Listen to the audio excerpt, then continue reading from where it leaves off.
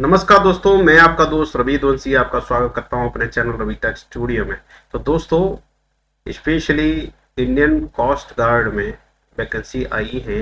General duty नाविक के लिए, नाविक डोमेस्टिक ब्रांच के लिए और यांत्रिक का वैकेंसी है, जिसमें कि एनरोलमेंट होना है 22 अप्रैल 2023। इसका स्टार्टिंग हो जाएगा नवंबर से 1 अप्रैल तक के डिफरेंट स्टेजेस में आपके टेस्टिंग की जाएगी। उसके बाद में आपका सिलेक्शन होगा। और ये जो बैच है, फर्स्ट बैच होगा 2023 का। इसके लिए ऑनलाइन एप्लीकेशन स्टार्ट हो रहे हैं 8 सितंबर से और लास्ट डेट है 22 सितंबर। तो आज के इस वीडियो में कवर करने वाला हूँ क्या क्या एलिजिबिलिटी क्राइटेरिया है, कैसे आपको फिल करना है, क्या क्या बेनिफिट हैं अगर आप जॉब करते हैं, इंडियन कोस्ट गार्ड में सर्विस देते हैं मिनिस्ट्री ऑफ डिफेंस में, और कहाँ पे पोस्टिंग होगी। तो वीडियो थोड़ा सा लंबा होगा साथियों, लास्ट तक देखिएगा। जितने नए साथी मेरे चैनल पे पहली बार बता रहे हैं उन सबका स्वागत है। प्लीज सब्सक्राइब कर लें मेरे चैनल को, बेल आइकन जरूर प्रेस कर लें, क्योंकि ज्यादातर वीडियोस में करियर काउंसलिंग पे लाता हूँ, जॉब अपॉर्चुनिटीज पे लाता हूँ, सबसे पहले आपके पास में आएंगे। तो चलिए साथियों, स्टार्ट करते हैं इस नोटिफिकेशन को। जैसा कि आप देख रहे हैं ऑन स्क्रीन, ये नोटिफिकेशन आप डाउनलोड कर सकते हैं इंडियन कोस्ट गार्ड की वेबसाइट पे जाके। मैं इसका लिंक भी डिस्क्रिप्शन बॉक्स में दे दूंगा, जहां से आप डायरेक्टली एक्सेस कर सकते हैं। इसके लिए जो एलिजिबिलिटी है, देखिए एलिजिबिलिटी, बेस्ट एलिजिबिलिटी है आप इंडियन सिटीजन होने चाहिए, ठीक है। आपका उसमें रिक्वायर्ड क्वालिफिकेशन होनी चाहिए। तो एजुकेशन क्वालिफिकेशन की जहां तक बात करते हैं, तो नेवी के जो जनरल ड्यूटी में जाओगे आप नाविक, उनके लिए 10+2 पास होना चाहिए मैथ और फिजिक्स से, ठीक है। ये कंपलसरी सब्जेक्ट है। किसी भी बोर्ड से या काउंसिल बोर्ड से, एजुकेशन से, ये नाविक जनरल ड्यूटी के लिए हो गए। अगर डोमेस्टिक ब्रांच की बात करते हैं तो आप केवल 10th पास होने चाहिए। 10th pass from education board recognition by council of board of education. तो देखिए, आप केवल 10th पास मांग रहे हैं डोमेस्टिक ब्रांच के लिए नाविक, और जनरल ड्यूटी के लिए 10+2 पास होने चाहिए। यांत्रिक आपको बनना है तो आपका 10th पास होना चाहिए किसी भी रिकॉग्नाइज बोर्ड से, और उसके साथ साथ में एडिशनली डिप्लोमा आप किए हो electrical, mechanical, electronics, telecommunication, radio power engineering, 3 या 4 साल का अप्रूव हो AICTE से, all India council for technical education. या आप 10th पास किए हो, साथ में 12th भी कर लिया हो तो बहुत अच्छी बात है। उसके साथ साथ diploma electrical, mechanical, electronics, telecommunication, radio power engineering, और ड्यूरेशन 2 या 3 साल का अप्रूव्ड कहीं से भी डिप्लोमा किए हो। अगर 12th के बाद में 2 साल या 3 साल का होता है, 10th के बाद में 3 या 4 साल का कोर्स होता है डिप्लोमा का। तो डिप्लोमा होना चाहिए किसी भी AICTE अप्रूव्ड इंस्टीट्यूशन से, ठीक है। इसमें क्लियर मेंशन कर दिया गया है कि जो लिस्ट ऑफ डिप्लोमा की है यात्रिक कैंडिडेट के लिए, वो है इलेक्ट्रिकल, मैकेनिकल, इलेक्ट्रॉनिक, टेलीकम्युनिकेशन, जो रेडियो या फिर पावर में किए हो इंजीनियरिंग में, ये यहाँ पर आपके सामने डिटेल इस टेबल में दी गई है। अगर आप इलेक्ट्रिकल इंजीनियरिंग डिप्लोमा हैं तो इसके अंदर ये सारे सब डिवीजन, सब डोमेन आ जाते हैं। Electrical electronics power system, electrical electronics engineering, electrical instrument engineering, electrical mechanical engineering, ये सारी आप स्क्रीन में देख लीजिए, दिया गया है। मैकेनिकल इंजीनियरिंग डिप्लोमा की है तो इसमें मरीन इंजीनियरिंग भी आ जाएगी, mechanical engineering, mechanical engineering production, mechanical engineering automobile से, mechanical engineering refrigeration air conditioning, mechanical engineering repair से, प्रोडक्शन और शिप बिल्डिंग से भी आएगा। इलेक्ट्रॉनिक टेलीकम्युनिकेशन, रेडियो पावर, इनकी बात करें तो इसमें advance electronics communication engineering, electronic instrumentation controls engineering, electronics engineering, electronics fibre optics, electronics communication engineering, electronics electrical engineering, और इलेक्ट्रॉनिक्स एंड टेलीकम्युनिकेशन, ये सारी सब ब्रांचेस भी एप्लीकेबल हैं, आप अप्लाई कर सकते हैं। एज की बात करेंगे तो मिनिमम 18 साल होने चाहिए, मैक्सिमम 22 साल, ठीक है। तो अगर नाविक GD और नाविक DB डोमेस्टिक ब्रांच और यांत्रिक की 1 मई 2001 से लेकर 30 अप्रैल 2005 के बीच में अगर आपका डेट ऑफ बर्थ पड़ता है तो आप इसमें अप्लाई कर सकते हैं, ठीक है। अपर एज रिलैक्स्ड होगी 5 साल के लिए SC ST के लिए, और 3 साल के लिए OBC नॉन क्रीमी कैंडिडेट के लिए, अगर ये रिजर्वेशन है उनमें। तो अब रिजर्वेशन भी देख लेते हैं। नाविक जनरल ड्यूटी में 87 जनरल कैटेगरी में है, 23 इकोनॉमी वीकर सेक्शन में है, तो 48 पोस्ट OBC कैंडिडेट के लिए है, 32 ST के लिए है, 35 SC के लिए, टोटल 225 पोस्ट आई है जनरल ड्यूटी में, ठीक है। तो अगर आप इन कैटेगरी में आते हैं तो आपको एज रिलैक्सेशन मिल रहा है। SC ST में 5 साल का, OBC की है तो 3 साल का आपको एज रिलैक्सेशन मिल जाएगा पर एज में। यांत्रिक डोमेस्टिक ब्रांच में इसमें भी देख लीजिए 16 जनरल कैटेगरी के लिए, 5 इकोनॉमी वीकर सेक्शन, 10 ओबीसी के लिए, 6 एसटी के लिए और 3 एससी के लिए, टोटल 40 वैकेंसी है। यांत्रिक मैकेनिकल की बात करते हैं तो 5 general category, 1 economy weaker section, 7 OBC के लिए और एसटी के लिए कोई वैकेंसी नहीं है, एससी के लिए 3 है, टोटल 16 वैकेंसी आई है। यांत्रिक इलेक्ट्रिकल की बात करते हैं तो इसमें टोटल 10 वैकेंसी, इसमें से 3 जनरल के लिए, इकोनॉमी का सेक्शन 0, ओबीसी के लिए 3, एसटी के लिए 1, एससी के लिए 3। यांत्रिक इलेक्ट्रॉनिक्स में 4 वैकेंसी जनरल कैटेगरी में और 0 वैकेंसी इकोनॉमी के सेक्शन, 2 वैकेंसी ओबीसी के लिए, 1 एसटी के लिए और 2 एससी के लिए, टोटल 9 वैकेंसी है। तो देखिए मास रिक्रूटमेंट होने वाला है। इसमें ये इंपॉर्टेंट पॉइंट है, ध्यान रखिएगा, ये जो वैकेंसी है टेंटेटिव है, बढ़ भी सकती है घट भी सकती है depending on availability training source. और सिंपलिसिटी यांत्रिक electronic telecommunication radio power will be referred as यांत्रिक इलेक्ट्रॉनिक्स। ये किसी भी सब डोमेन से होंगे आपको इलेक्ट्रॉनिक्स में ही रखा जाएगा। अगर कोई vacancy, if there is no vacancy for SC ST OBC economy category, वो कैंडिडेट अभी भी अप्लाई कर सकते हैं जनरल कैटेगरी में। ठीक है, अगर आप पास हो जाएंगे जनरल कैटेगरी तो आप मिल जाएगा। ठीक है, however they will not be eligible for any as और पासिंग मार्क्स कंसेशन। तो आप जनरल कैटेगरी में अप्लाई कर रहे हैं तो किसी भी तरह का एज रिलैक्सेशन क्लेम नहीं होगा और साथ साथ में कैटेगरी का भी क्लेम नहीं कर सकते हैं। अब सिलेक्शन प्रोसीजर होगा, टोटल 4 स्टेजेस है इसमें। ठीक है, और हर एक 4 स्टेज में आपकी परफॉर्मेंस के बेस पे आपका सिलेक्शन होगा। ठीक है, अगर आप मीट कर रहे हैं मिनिमम मेडिकल स्टैंडर्ड, वो भी जरूरी है इसमें। ठीक है, तो clearing all the stages compulsory है भाई, सेटिस्फैक्टरी होना चाहिए, उसी के बाद भी आपको पोस्ट किया जाएगा इंडियन कोस्ट गार्ड में। ठीक है, अब देख लेते हैं बाद में क्या क्या स्टेजेस हैं। फोटोग्राफ जो है of the candidate in application form with facial feature and physical appearance of the candidate stage 1 to 4, मतलब आपका फोटो जो लगेगा, फेशियल एक्सप्रेशन, ये बिल्कुल वहां पे किया जाएगा। आजकल थोड़ा सा टफ हो गया है एग्जाम देना, क्योंकि आजकल फेस रिकॉग्निशन सिस्टम भी लगा दिया गया है और थंब इम्प्रेशन का भी चेक किया जाता है। सारी चीज कंडीशन कहते हैं बायोमेट्रिक। बायोमेट्रिक में लेफ्ट थंब इम्प्रेशन है वो बिल्कुल कैप्चर किया जाएगा स्टेज 1 में और लास्ट तक आपको करते हुए जाना है, जैसे कि किसी की जगह पे कोई और कैंडिडेट एग्जाम देता था वो खत्म कर दिया गया, कंप्लीटली नहीं हो सकता। ठीक है, तो बायोमेट्रिक आपका लेफ्ट थंब इम्प्रेशन अगर किसी तरह से कैप्चर नहीं हो पाता है तो आपको आगे नहीं भेजा जाएगा। तो बिल्कुल ध्यान रखिएगा, या लेफ्ट या राइट कोई भी एक कैप्चर करके आपको देना ही देना है। सिग्नेचर है वो अपलोड करना है ऑनलाइन एप्लीकेशन फॉर्म में। आइडेंटिफिकेशन मार्क्स मेंशन करने हैं आपके क्या हैं। अगर ये सारी चीजें नहीं कर पाते हैं, आइडेंटिफिकेशन मार्क अगर वो नहीं मिलता है जो आपने लिखा है, तो आपको कैंडिडेट कैंसिल कर दिया जाएगा। ध्यान रखना, तो चेक करके ही आपको देना है। ठीक है, सिमिलरली आपकी जो name, father's name, identity card, ये सारी डिटेल जो आप भर रहे हैं ना, ये एकदम करेक्ट भरना, क्योंकि किसी भी स्टेज में वेरीफाई होता है और पता चलता है कि आपने रॉन्ग इन्फॉर्मेशन दी है तो कैंडिडेट रिजेक्ट कर दिया जाएगा। ठीक है, स्टेज 1 रिटन टेस्ट होगा पहला, उससे पहले डॉक्यूमेंट वेरिफिकेशन किया जाएगा। ठीक है, प्रोविजनली पास और फेल वहीं से हो जाएंगे। तो स्टेज 1 में आइडेंटिटी कार्ड जरूरी है, तो जो आपको आइडेंटिटी कार्ड है जो वो आपको लेके जाना है। ऑनलाइन एप्लीकेशन फॉर्म जो आपने भरे वही चीज आपको लेके जाना है। ठीक है, और वो हो सकता है वैलिड ओरिजिनल आइडेंटिटी प्रूफ, आधार कार्ड हो सकता है, पैन कार्ड हो सकता है, वोटर आईडी हो सकता है, ड्राइविंग लाइसेंस हो सकता है, पासपोर्ट हो सकता है। जो आपने ऑनलाइन एप्लीकेशन फॉर्म में मेंशन किया वही लेके जाना है, ध्यान रखना। एक कलर्ड प्रिंट आउट लेके जाना है एडमिट कार्ड का, black and white print out allowed नहीं होंगे। ठीक है, 2 नंबर पासपोर्ट साइज फोटोग्राफ लेके जाने हैं, 2 कम से कम सिमिलर फेस वाले जो आपने अपलोड किए हैं वहां पर वही।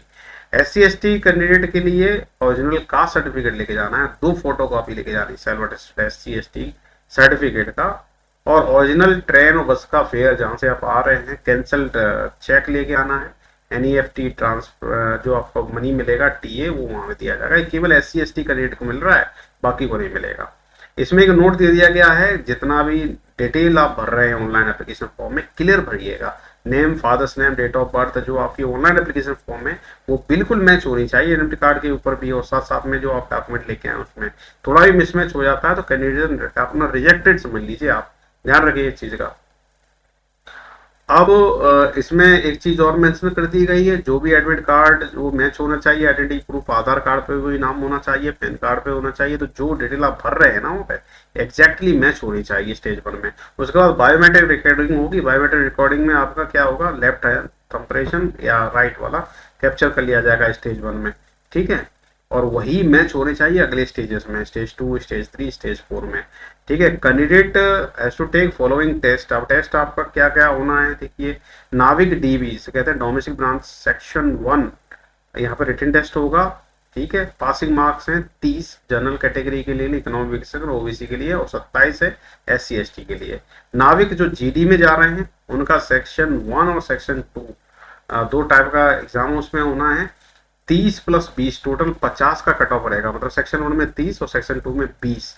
50 general category, economic section, economic OBC के लिए, सबके लिए बराबर है। 27 और 17 ये SC ST के लिए है। तो पासिंग होना जरूरी है सेक्शन 1 और सेक्शन 2 में इंडिविजुअली, राइट, जरूरी नहीं है कंबाइंड नहीं है, सब में इंडिविजुअली पास होना है आपको। तो 30 और 20 का यहाँ क्लियर है, यहाँ पर 27 17 का है।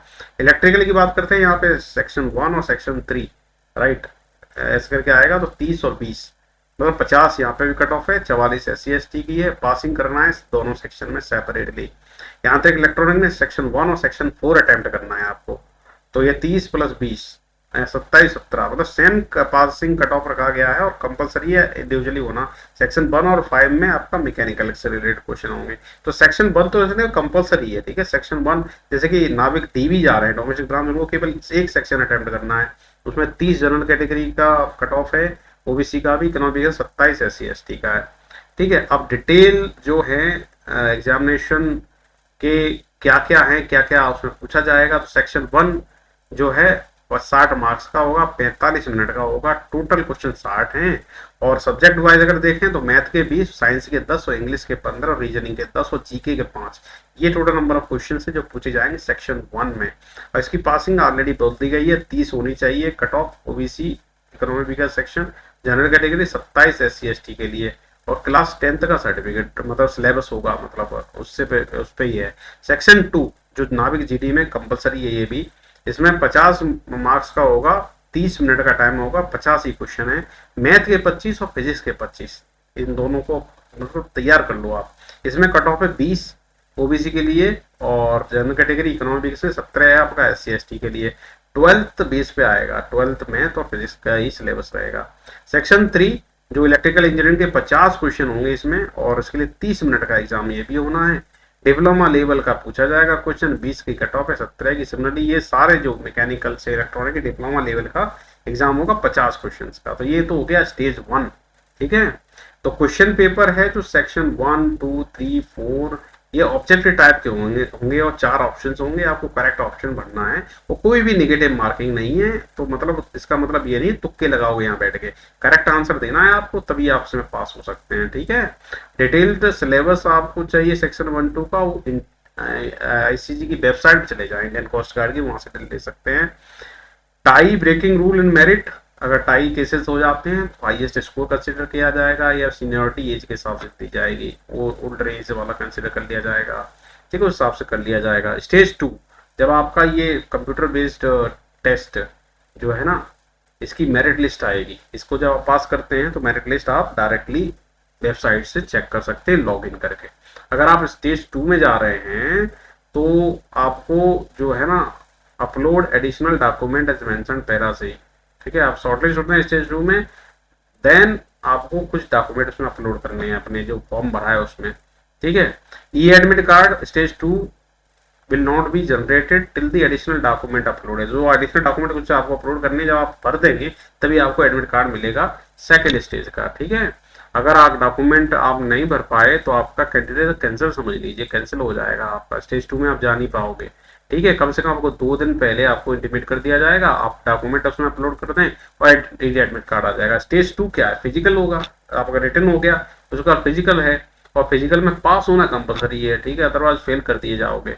और फिजिकल की बात करते हैं तो नेवी का और इंडियन कोस्ट गार्ड का सेम रहता है, 1.6 किलोमीटर की दौड़ है जो कि 7 मिनट में कंप्लीट करनी है, 20 उठक बैठक लगानी है, 10 पुशअप लगानी है, ये वाली ग्राउंड वाली। ऑल 3 जो हैं इंडिविजुअली आप इसमें पास होने चाहिए, ठीक है। और उसके बाद तुरंत ही डॉक्यूमेंट वेरिफिकेशन होगा, जो एडिशनल डॉक्यूमेंट आपने जो अपलोड किए हैं वो सारे के सारे वेरीफाई किए जाएंगे। इसमें आधार कार्ड पैन कार्ड ये तो कंपलसरी है ही, उसके साथ साथ जो एडिशनल डॉक्यूमेंट आपने जमा किए हैं वो सारे के सारे चेक किए जाएंगे, ध्यान रखना। अब इस स्टेज पे अगर डॉक्यूमेंट वेरिफिकेशन में कुछ भी इंफॉर्मेशन इधर की उधर हो गई तो मतलब ये समझ लीजिए कि आपका कैंडिडेट यहाँ पे भी कैंसिल हुआ, समझ लीजिए कैंसिल हो सकता है, ठीक है। तो ये डॉक्यूमेंट जो है वैलिडिटी इसकी 31 अगस्त 2023 तक होनी चाहिए, डॉक्यूमेंट जो अपलोड कर रहे हैं, ठीक है। तो चलिए ये स्टेज 2 का हो गया।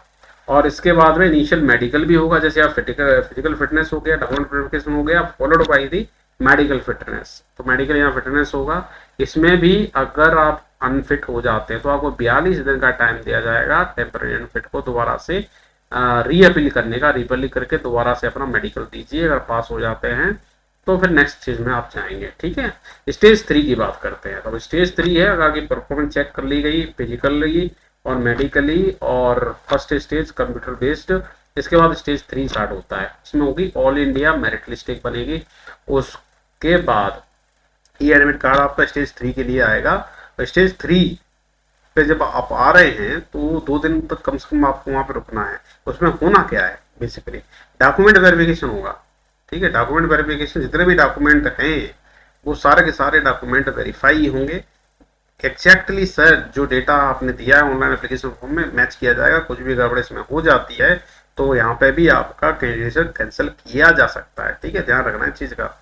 तो ये चीज जरूरी है। और फाइनल मेडिकल होगा INS चिल्का में, ठीक है, फाइनल मेडिकल होना है INS चिल्का में। तो आपको INS चिल्का ही आना है इस स्टेज के लिए, ठीक है। फाइनल मेडिकल होगा यहाँ पर, इसमें भी अनफिट किए जा सकते हैं, ठीक है। तो अगर अनफिट कर दिए गए तो आपको 12 दिन का टाइम दिया जाएगा, आप दोबारा से रीअपील कर सकते हैं और दोबारा से अपना चेक कर सकते हैं। और इसके बाद submission of original document, police verification, other associated forms भी आपको जमा करने हैं। जो भी आपने ऑनलाइन एप्लीकेशन फॉर्म में डाले थे वो ओरिजिनल फॉर्म में लेके आने हैं, पुलिस वेरिफिकेशन भी करवा के लाना है। और भी कोई फॉर्म्स होंगे रिलेवेंट वो आपको इंटीमेट कर दिए जाएंगे, बनवा के लाने हैं और जमा करने हैं। ये आपका स्टेज 3 हो गया कंप्लीट। अब इसके पुलिस वेरिफिकेशन का फॉर्मेट भी आप डाउनलोड कर लें। उसके लिए आप जाना पड़ेगा join Indian coast guard CDAC.in CGEPT, यहाँ से डाउनलोड कर लें, इसी में बनवा के लाना है। अब स्टेज 4 क्या है, वो ज्वाइनिंग होगी। जो कैंडिडेट स्टेज 3 में जो पास हो जाते हैं, किसी तरह कोई दिक्कत नहीं है और मेरिट लिस्ट में आपका नाम है, तो स्टेज 4 आपकी ज्वाइनिंग होगी INS चिल्का में। तो आपको वहां पे बुलाया जाएगा, फिर मेडिकल होगा और उसके बाद आपको ज्वाइनिंग मिल जाएगी। तो ध्यान रखिएगा, ये चीजें बिल्कुल बहुत स्ट्रिक्ट है, गवर्नमेंट जॉब है, तो सारे स्टेजेस में किसी तरह की डिस्क्रिपेंसी नहीं होनी चाहिए। अप्लाई कैसे करना है, आपको वेबसाइट जाइए joinindiancoastguard.cdac.in CGEPT। 8 सितंबर से इसके ऑनलाइन एप्लीकेशन स्टार्ट होने वाले हैं। आज मैं वीडियो बना रहा हूँ, ये 6 सितंबर है, 2 दिन बाद ऑनलाइन एप्लीकेशन स्टार्ट हो जाएंगे 11 बजे दिन से। और 22 सितंबर लास्ट डेट है, 5:30 शाम तक आप अप्लाई कर सकते हैं। Don't wait for this last minute 22 सितंबर, इससे पहले पहले आप अप्लाई कर लें, ठीक है। एक ईमेल आईडी आप बना लीजिएगा जो आपकी खुद की होनी चाहिए, और मोबाइल नंबर जो कि आपको 31 अगस्त तक जीवित रखना है, क्योंकि सारे कम्युनिकेशन इसके जरिए उन्हें ईमेल में आएंगे या मोबाइल नंबर का आपको बताया जाएगा, ठीक है। तो ये अपना खुद का होना चाहिए, किसी और का नहीं लगा देना, चाचा का लगा दो, पापा का लगा दो, अपना खुद का ईमेल आईडी होना चाहिए और साथ साथ में मोबाइल नंबर, क्योंकि सारी चीज यहीं पे आएगी। जैसे डिटेल आती है आप ऑनलाइन जाइएगा अपने लॉगिन पे, वहां से एडमिट कार्ड डाउनलोड कर सकते हैं, ठीक है। अब देखिए गाइडलाइंस, आपको भरना कैसे फॉर्म, उसकी डिटेल गाइडलाइंस पढ़नी है तो आप इंडियन कोस्ट गार्ड की वेबसाइट पे इस लिंक से जाके पढ़ सकते हैं, ठीक है। और करस्पॉन्डिंग कोई क्वेश्चंस हैं, क्वेश्चन के भी एड्रेस कर दिए जाएंगे। तो कैंडिडेट को केवल एक ही पोस्ट के लिए अप्लाई करना है, ऐसा ना करें कि एक से ज्यादा के लिए करते हैं। तो इधर आप डाल सकते हैं नाविक DV के लिए, नाविक GD के लिए, या फिर यांत्रिक मैकेनिकल, इलेक्ट्रिकल, इलेक्ट्रॉनिक, किसी एक पोस्ट के लिए ही आप अप्लाई करें, ठीक है। अगर मल्टीपल एप्लीकेशन हो जा रहे हैं ना, तो ये समझ लीजिए आपका कैंडिडेचर है ना कैंसिल कर दिया जाएगा, आप इसमें नहीं जा सकते। और इसकी एग्जामिनेशन फी भी आपको जमा करनी है, कुछ एग्जामिनेशन नॉमिनल फी है जो जमा करनी है। Document to be uploaded in the application, यहाँ पे कुछ डॉक्यूमेंट आपको अपलोड करने हैं, ठीक है, स्टेज 1 में, फिर स्टेज 2 में एडिशनली आपके जमा होंगे। और जो जो डॉक्यूमेंट आप इसमें अपलोड कर रहे हैं उसकी ओरिजिनल कॉपी आपके पास में होनी चाहिए, ठीक है, फोटो कॉपी नहीं चलेगी। कंपल्सरी डॉक्यूमेंट जो आप अभी अपलोड कर रहे हैं, ठीक है, उसमें है पासपोर्ट साइज फोटोग्राफ जो आपका होना चाहिए अभी का, 3 महीने ज्यादा पुराना हो सकता है। आपका सर्टिफिकेट हो मतलब सॉरी सिग्नेचर, ये जरूरी है। और जो फोटोग्राफ आप ले रहे हैं ना, उसकी यहाँ पर कंडीशन दी है। आपको लेना कैसे है, आपको एक ब्लैक कलर की स्लेट लेनी है, उसको चेस्ट पे लगाना है, उस पर नाम लिखना है, डेट ऑफ फोटोग्राफ कब लिया है वो मेंशन होना चाहिए उस पर, और उसके साथ में फोटो खिंचानी है। किसी का चश्मा यूज नहीं करना है, कैप यूज नहीं करनी है, टर्बन भी नहीं पहननी है, और ईयर क्लियर विजिबल होने चाहिए, ढके नहीं होनी चाहिए। तो ऐसे करके फोटो खिंचाना है और उसको आपको अपलोड करना है। सिग्नेचर लेना पड़ेगा, scanned copy, left thumb impression भी आपको लेना है। तो एक व्हाइट पेपर लेके ब्लैक या ब्लू इंक से आपका लेफ्ट थंब इम्प्रेशन का भी फोटो ले लेना। डेट ऑफ बर्थ सर्टिफिकेट में 10th का मार्कशीट हिंदी और इंग्लिश में, ये भी आपको एक स्कैंड कॉपी चाहिए। एक प्रूफ आइडेंटिटी कार्ड का होना चाहिए जो आपको लेके जाना है एग्जाम के लिए। तो Aadhaar card, PAN card, voter ID, driving licence हो सकता है। सर्विस सर्टिफिकेट, अगर आप कहीं जॉब कर रहे हैं या आईसीजी की इंटरनल सिविलियन जॉब है वहां से आप जाना चाहते हैं आईसीजी की परमानेंट जॉब में, तो एनओसी भी अप्लाई करना है। ठीक है, ये डॉक्यूमेंट हो गए फर्स्ट स्टेज में जब आप अप्लाई कर रहे हैं तब। फिर स्टेज 2 जब आपका सीबीटी कंप्लीट हो जाएगा, कंप्यूटर बेस्ड टेस्ट, उसके बाद में स्टेज 2 में कौन से डॉक्यूमेंट लगेंगे वो सारे के सारे यहाँ पे हैं। आपको कम्युनिटी सर्टिफिकेट लगाना है, ठीक है, class 10 certificate, 10th marksheet, additional marksheet of 10th, formula conversion of CGPA to percentage, क्या आपकी यूनिवर्सिटी लेती है वो भी आपको यहाँ पर अपलोड करना है स्टेज 2 में। ठीक है, एनओसी लेना है अगर गवर्नमेंट जॉब कर रहे हैं तो, और डोमिसाइल सर्टिफिकेट लगेगा आपका, कहाँ से आप रेजिडेंस कहाँ के हैं वो लगाना पड़ेगा। तो ये एडिशनल डॉक्यूमेंट आपको स्टेज 2 में देने हैं। अब देखिए यहाँ पर ये सब कैंडिडेट के लिए है।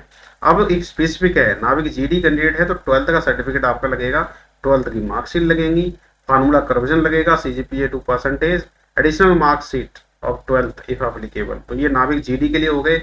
यांत्रिक के लिए 12th का मार्कशीट जो कि होना चाहिए अगर कंप्लीट किए हैं तो, 12th का certificate, marksheet of all years semester diploma की, डिप्लोमा का पासिंग सर्टिफिकेट और फार्मूला कन्वर्जन सीजीपीए से percentage, formula conversion of CGPA to percentage grade diploma की, एडिशनल मार्कशीट कुछ भी हो तो वो भी अपलोड करनी है। तो अलग अलग कैटेगरी के लिए यहाँ पर सेकंड स्टेज पे आपको क्या अपलोड करना है वो मेंशन कर दिया गया है।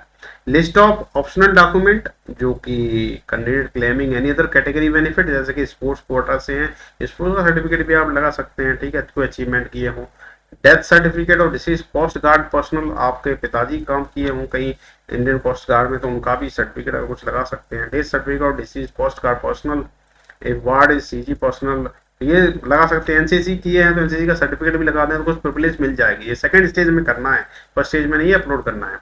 अब देखिए करना क्या है, सारे इकोनॉमी वीकर सेक्शन की क्लेम कर रहे हैं तो उसका भी सर्टिफिकेट आपको लगाना पड़ेगा। ओबीसी एसटी एसटी इनके सर्टिफिकेट लगाने पड़ेंगे। सारे सर्टिफिकेट सेकंड स्टेज में जाके करने हैं। फर्स्ट स्टेज में आपको जब आप पहली बार अप्लाई कर रहे हैं तो कंपलसरी क्या है, एक passport size photograph, signature, left hand thumb impression का photo, date of birth certificate और एक अपनी आइडेंटिटी प्रूफ। ठीक है, ये जरूरी है। एनओसी अगर काम कर रहे हैं तो ये आपकी फर्स्ट स्टेज है। जब आपका कंप्यूटर टेस्ट पास हो जाते हैं तो आप सेकंड स्टेज में जाएंगे, तब ये सारे डॉक्यूमेंट आपको जमा करने हैं। तो एवरी स्टेज के लिए मेंशन कर दिया गया है। ठीक है, अब देखिए ये 22 सितंबर क्लोजिंग डेट है। ठीक है, स्टेज 2 की तब तक ये ओके बन जाने चाहिए। ठीक है, जो डॉक्यूमेंट है लेटेस्ट वन होने चाहिए, सर्टिफिकेट भी जो आपका इकोनॉमी का सेक्शन, ओबीसी एससी एसटी के सर्टिफिकेट मिनिमम 1 ईयर के या 6 महीने के दौरान ही बने होने चाहिए। ठीक है, तो ये सारी चीजें। एग्जामिनेशन फी की बात करें तो 250 रुपए की एग्जामिनेशन फी है ओबीसी जनरल कैटेगरी इकोनॉमी के सेक्शन के लिए। अगर आप एससी एसटी कैंडिडेट है तो कोई भी फीस आपको नहीं देनी है। ठीक है, ई एडमिट कार्ड ये इश्यू किया जाएगा उन्हीं कैंडिडेट को जो पेमेंट कर देते हैं एग्जामिनेशन फी का। ठीक है, और जिनने पेपर के लिए अप्लाई किया जिनकी फीस नहीं लेनी है, जैसे इंटरनल कैंडिडेट है उनसे कोई फीस नहीं लगेगी। और ये फीस आपको ऑनलाइन जमा करनी है, वीजा, मास्टर कार्ड, रुपए कार्ड, यूपीआई से। ठीक है, इसमें कर दिया गया है एक बार फीस जमा हो गई तो उसको रिटर्न नहीं किया जाएगा। तो डिटेल आप बिल्कुल चेक कर लें।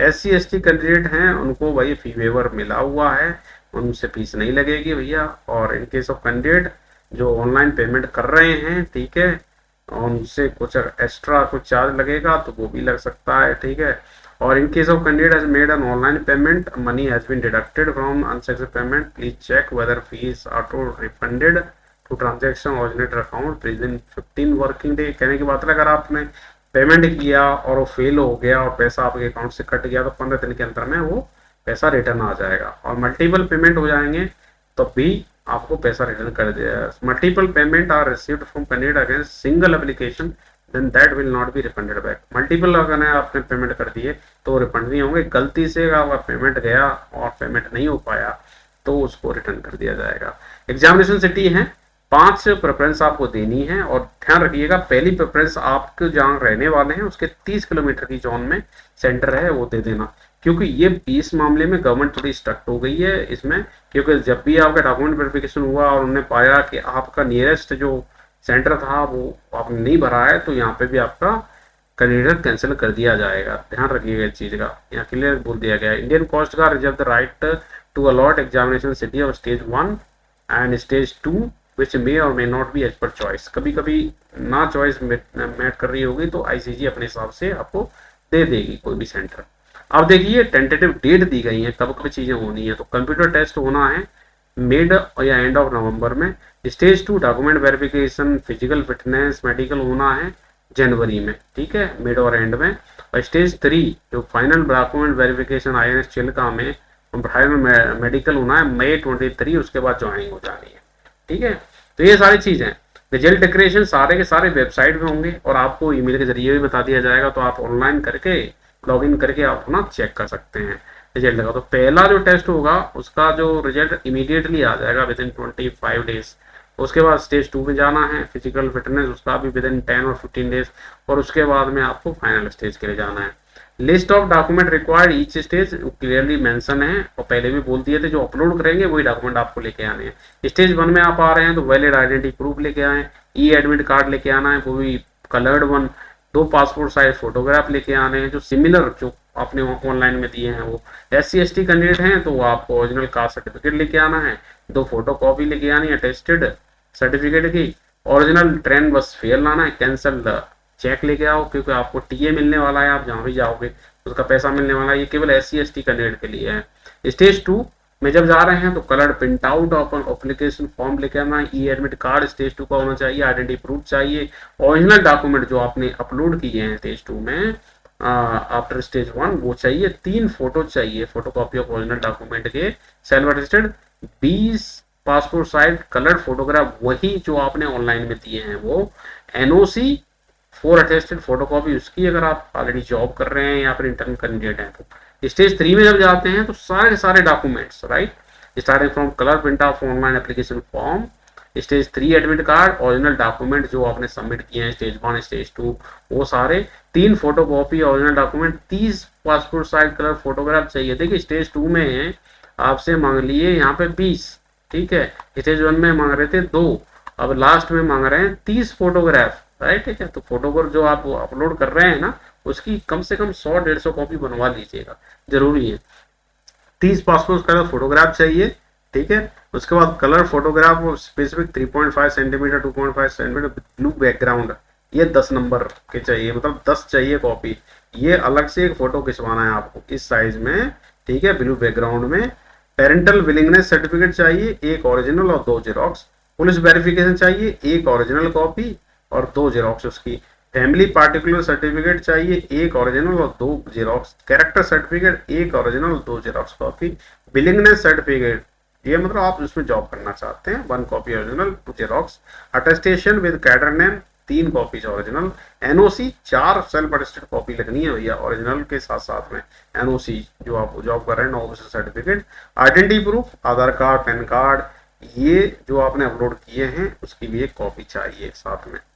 अब देखिए फॉर्मेट भी दे दिया गया है अलग अलग स्टेज का, तो आप वेबसाइट से डाउनलोड कर सकते हैं। और स्टेज 1 स्टेज 2 स्टेज 3 में जो भी मतलब प्रोसीजर है अगर आप फॉलो नहीं करते हैं तो आपका कैंडिडेट कैंसिल कर दिया जाएगा। ऑल फोटोकॉपी भी जो आप उसमें सबमिट कर रहे हैं वो सारी सेल्फ अटेस्टेड होनी चाहिए आपके अपने सिग्नेचर में, ठीक है, किसी और से नहीं करवाना है। मेडिकल स्टैंडर्ड क्लियर है भैया, हाइट 157 सेंटीमीटर की चाहिए और उसके करस्पॉन्डिंग वेट चाहिए, 5 सेंटीमीटर का फुलाव होना चाहिए छाती में, मतलब जो मेल कैंडिडेट के लिए है। वहीं आसाम नागालैंड मिजोरम इनके लिए जो ये हाइट में थोड़ी सी छूट मिल जाएगी आपको, 2 सेंटीमीटर करीब करीब मतलब एक्सपेंस हाइट में रिलैक्सेशन है। चेस्ट है बेल प्रोपोर्शन होना चाहिए 5 सेंटीमीटर की, मतलब 5 सेंटीमीटर का रिलैक्सेशन होना चाहिए, ठीक है। तो हाइट तो हो गई 157 सेंटीमीटर, ठीक है, उसमें 5 सेंटीमीटर और कम कर दो तो ये होगी आसाम नागालैंड मिजोरम के लिए। और वहीं पर हाइट स्टैंडर्ड में 2 सेंटीमीटर कम की जाएगी लक्षद्वीप वालों के लिए। चेस्ट 5 सेंटीमीटर, वेट होनी चाहिए ±10% एक्सेप्टेबल, नॉर्मल हियरिंग होनी चाहिए, सुनाई देना चाहिए अच्छी तरह से। कैंडिडेट को बोला जा रहा है कान वगैरह साफ करके आए, टाटर रिमूव करके आए जब भी मेडिकल के लिए आ रहे हैं, ठीक है। हाइट रिलैक्सेशन आपको चाहिए तो डोमिसाइल सर्टिफिकेट लेके आए, जो कि यहाँ मेंशन कर दिया गया है मिजोरम आसाम वालों को 5 सेंटीमीटर के लिए, लक्षद्वीप को 2 सेंटीमीटर के हाइट में। टेटूज कहीं पे भी नहीं होने चाहिए भैया, टेटूज जरूरी नहीं है, बिल्कुल उसको भाई कैंसिल किया जा सकता है आपका कैंडिडेट सर्विस केस को लेकर। कैंडिडेट जो मेडिकली फिट हैं और उनको ही यहाँ पर सिलेक्ट किया जाएगा, पर जीडी और डीबी के लिए यहाँ मेडिकल बहुत ही स्ट्रिक्ट है। ट्रेनिंग की बात करते हैं तो जितने भी नाविक इसमें सिलेक्टेड होंगे, चाहे डोमेस्टिक ब्रांच से नाविक जीडी के लिए, यांत्रिक के लिए, उनकी ट्रेनिंग ना अप्रैल से स्टार्ट होने वाली है, मई से स्टार्ट होगी आईएनएस चिल्का में। तो पहले आपकी, उसके बाद में सी ट्रेनिंग होगी, प्रोफेशनल ट्रेनिंग होगी अलॉटेड ट्रेड के हिसाब से, या ब्रांच और ट्रेड जो आपको मिल रही है उसकी स्पेसिफिक ट्रेनिंग की जाएगी। नाविक जो जीडी और डीबी जो हैं वो डिस्चार्ज भी किए जा सकते हैं अगर उनकी परफॉर्मेंस अच्छी नहीं है ट्रेनिंग के दौरान, और या कंडक्ट उनका अच्छा नहीं है तो उनको ट्रेनिंग के दौरान ही घर भेजा जा सकता है, ठीक है। और उनको किसी भी स्टेज में रिजेक्ट किया जा सकता है, डॉक्यूमेंट मैच नहीं कर रहे, ये सारी चीज बिल्कुल ध्यान रखिएगा। इसके बाद ये जनरल इंस्ट्रक्शंस हैं, इसमें ज्यादातर हमको इसके बॉदर करना है जो ओरिजिनल डॉक्यूमेंट है, मार्कशीट जो आप स्टेज 1 स्टेज 2 जो है ना रिटर्न कर दी जाएंगी आपको वेरीफाई करने के बाद में। ऑल ओरिजिनल सर्टिफिकेट और मार्कशीट जो आप प्रोड्यूस करेंगे स्टेज 3 में, वो अपनी साथ में रखी जाएंगी, वहां पे ही जमा हो जाएंगी, आपकी एक फाइल बन जाएगी, ठीक है। उसको आपको स्टेज 3 अगर आपका क्लियर हो जाता है तो उसके बाद में जो फेल हो जा रहे हैं कैंडिडेट उनको उनके सर्टिफिकेट दे दिए जाएंगे, जो सिलेक्ट हो गए उनके सर्टिफिकेट इंडियन कोस्ट गार्ड अपने साथ में रखेगी, ठीक है। तो एवरी स्टेज में आपको पास होना जरूरी है, ठीक है। No inquiry will be entertain regarding recruitment, आप कोई भी इंक्वायरी ना कीजिएगा 31 दिसंबर के बाद, 31 दिसंबर 2023 के बाद में किसी तरह की इंक्वायरी इसके बारे में नहीं की जा सकती, क्योंकि सारा ज्वाइनिंग ही हो जाएगा मई में 2023 में, तो उसके बाद में किसी भी इंक्वायरी नहीं होनी चाहिए, ठीक है। Application and original document will be further scrutinized for eligibility period to enrolment, कहने के बाद जो एप्लीकेशन में डिटेल भर रहे हैं ना, थोड़ा सोच समझ के भरिएगा, वो सारी डिटेल आपके ओरिजिनल डॉक्यूमेंट में भी होनी चाहिए, किसी तरह मिसमैच ना होना चाहिए, मिसमैच हो गया तो आपको निकाला जा सकता है, ठीक है। कैंडिडेट जो ओपन स्कूल इंस्टीट्यूशन से किए हैं तो वो प्लीज ना अप्लाई करें, वो एलिजिबल नहीं है, ठीक है। तो ये सारी चीज जनरल इंस्ट्रक्शन में आ गई। और जो ईमेल आईडी जो आप मेंशन कर रहे हैं वो अपनी खुद की रखें, मोबाइल नंबर आपका खुद का होना चाहिए, कोई सारे कम्युनिकेशन उसी के द्वारा आपसे होने हैं। तो ये सारी डिटेल है साथियों, अगर और कोई डाउट्स है तो बिल्कुल आप कमेंट सेक्शन में लिखिएगा, या फिर आप इंडियन कोस्ट गार्ड की ईमेल आईडी में भेज सकते हैं। ट्रेवल एक्सपेंसेस देखिए, ट्रेवल टीए केवल SC/ST कैंडिडेट को मिलने वाला है, वो second class fair nearest 30 kilometre range में होता है। तो पे पर्क की बात करते हैं तो पे पर्क देखिए, नाविक जीडी के लिए 21,700 का बेसिक पे है, पे लेवल 3, उसके साथ में DA HRA जो कुछ है मिलेगा। नाविक डोमेस्टिक ब्रांच उनका जो स्टार्टिंग पे है 21,700 से इनका भी स्टार्ट हो रहा है पे लेवल 3 से। DA अदर अलाउंसेस मिलेंगे, nature duty place of posting उनके हिसाब से। तो देखिए बेसिक पे चाहे डीबी में जाओ या जनरल ड्यूटी में जाओ, दोनों का बराबर है, पे लेवल 3 है। यांत्रिक में जा रहे हैं तो 29,200 से आपका पे स्केल स्टार्ट होता है, लेवल 5 है। उसके अलावा आपको एडिशनल प्रोफेशनल पे मिलेगा 6,200 का यांत्रिक का, प्लस DA अलाउंसेज ये मिला के आपकी सैलरी पुट टुगेदर 45,000 से ऊपर चली जा रही है। प्रमोशन की बात करते हैं तो प्रधान अधिकारी तक प्रमोशन हो सकता है, प्रधान सहायक इंजीनियर बन सकते हैं टेक्निकल कोर में, जिसका बेसिक पे 47,600 है अभी के टाइम में।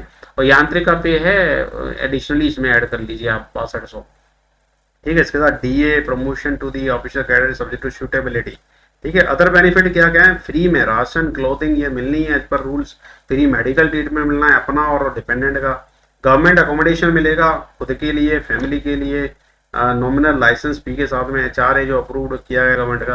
45 दिन की अर्न लीव है आपकी, 8 दिन की कैजुअल लीव्स हैं in a year with leave travel LTC के साथ में, फैमिली के लिए, डिपेंडेंट के लिए, पेरेंट्स के लिए। कंटिन्यूटी पेंशन स्कीम है आपको मिलेगी, ग्रेचुटी भी मिल रही है रिटायरमेंट में, कैंटीन फैसिलिटी है और लोन फैसिलिटी भी ले सकते हैं। तो ये देखिए बहुत बेनिफिट है। ECHS मेडिकल फैसिलिटी आपको मिल रहा है, तो ये सारे अदर बेनिफिट्स आपको मिलने वाले हैं। इंश्योरेंस कवर मिलेगा आपको 50 लाख का, ठीक है। Insurance cover and lawn personal is applicable, पे पर्क प्रमोशन इंश्योरेंस कवर और सारे जो बेनिफिट हैं वो चेंज होंगे गवर्नमेंट ऑर्डर के हिसाब से। In brief description about the nature of job, आपकी जॉब क्या होनी है तो आप चेक कर लें।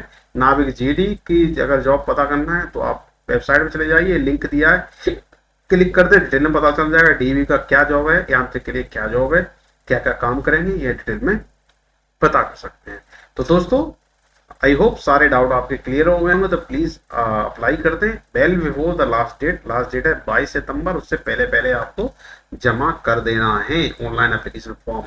और हर स्टेज में केयरफुल रहें, जो भी डिटेल आपकी पहले स्टेज में भर गई है वही आपके डॉक्यूमेंट में भी होनी चाहिए। डॉक्यूमेंट वेरिफिकेशन बहुत स्ट्रिक्टली फॉलो किया जाएगा, बायोमेट्रिक भी है, फेस रिकॉग्निशन भी है। तो जो ऑनलाइन एप्लीकेशन में फोटो लगा रहे हैं वो फोटो भी आप एनफ क्वांटिटी में बना लीजिए, कम से कम 100 कॉपीज। दोस्तों आज के लिए इतना ही, मिलता हूँ अगले वीडियो में एक नए अपडेट के साथ। तब तक नमस्कार, जय हिंद, वंदे मातरम।